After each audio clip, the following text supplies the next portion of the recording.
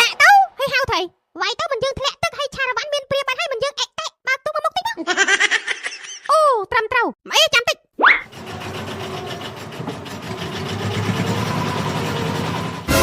មិនដែរបានអូខេល្មមហើយស្លាប់ទៅឆារវ៉ាន់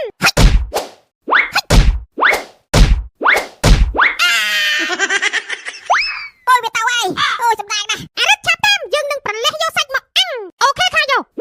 ទៅហើយត្រៀមបង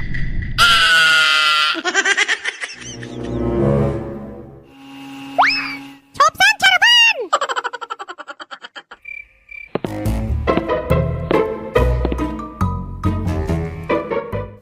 ទៅណាលឿនមែនណែយកក្របគ្រាអញមកឆ្លោះមើលនៅណា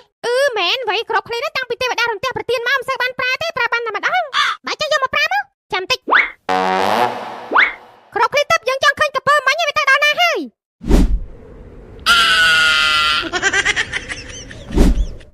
កពើនៅលើដើមឈើបង